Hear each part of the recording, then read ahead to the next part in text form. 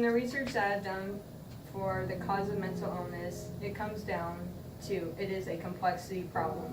People's lives become so complicated that they'd rather be unconscious or dead.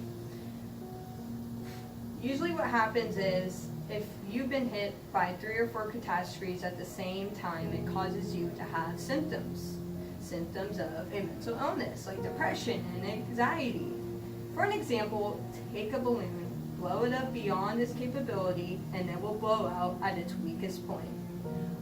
From what I've learned by doing this research, I've learned about genetic susceptibility. Genetic susceptibility is a collapse in the direction of your biological weakness. Things never just happen. Usually it's been hammered in people with catastrophes in 2 or 3 different ways. When you take the weakest point and you push on that, you'll blow out.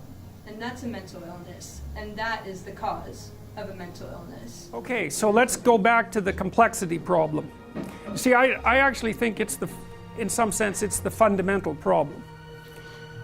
When you read about the terror management theorist types, they think that death is the fundamental problem.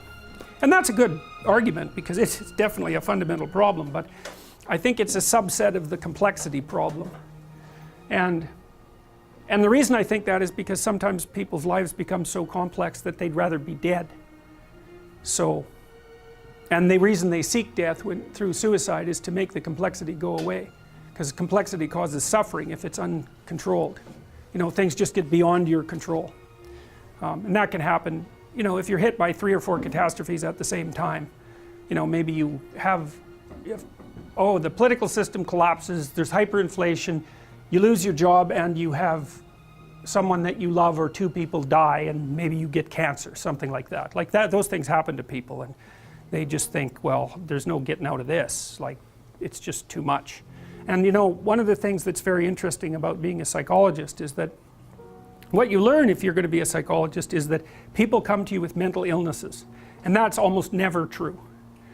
People come to you because their lives are so damn complicated they cannot stay on top of them in any way that doesn't make it look like they're just going to get more complicated. And so then that causes symptoms. You know, it's like there's this old idea, it's sort of a metaphor for genetic susceptibility. Take a balloon and blow it up until it's beyond its tolerance, it's going to blow out at the weakest point. Well, that's sort of what a genetic susceptibility is. If I just keep adding complexity on top of you, at some point you'll blow out at your weakest point. You know, maybe you'll get physiologically ill, maybe you'll start drinking, maybe you'll develop an anxiety disorder, maybe you'll get OCD, maybe you'll get depressed, whatever. There'll be something about you that's the weakest point, and if I just push, that's where you'll blow out. So that's a mental illness, but those things almost never just happen. Sometimes, but not very often. Usually people have just been hammered like 2 or 3 different ways, and then they collapse in the direction of their biological weakness, and then maybe you put them back together, but it's almost always a complexity related phenomena rather than a mental illness related phenomena. Not always, but almost always. Okay, so the main ways that your psyche or your psychological state can be affected are trauma, stress, and traumatic brain injuries. And even something as a concussion is considered a traumatic brain injury. And the main ways that we deal with these things are seen in emotional, mental, physical, and behavioral ways. And the main point of all of these is dissociation.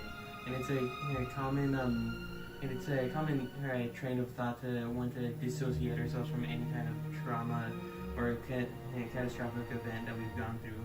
So oftentimes people will be emotionally distant from everyone just so that will include being emotionally distant from the catastrophe or the event that happened, whether it be the death of a family member or a family pet even. Like, it can cause emotional distance, fatigue, loss of sleep or insomnia, not being able to not sleep extensive amounts, or and then there are other things such as being irritable or angry, or being upset about not being able to understand what happened or why it happened, can also play a huge part in how these things go.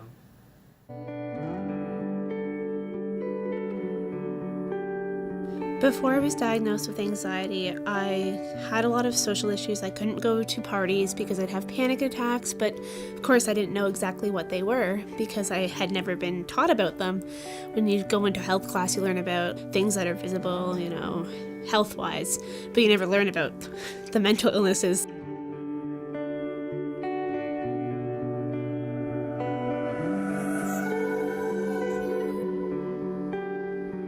Those mental illnesses range in type and in severity, from disabling illnesses for some people, like schizophrenia, right through to much milder forms of mental illness that still cause disruption in people's functioning.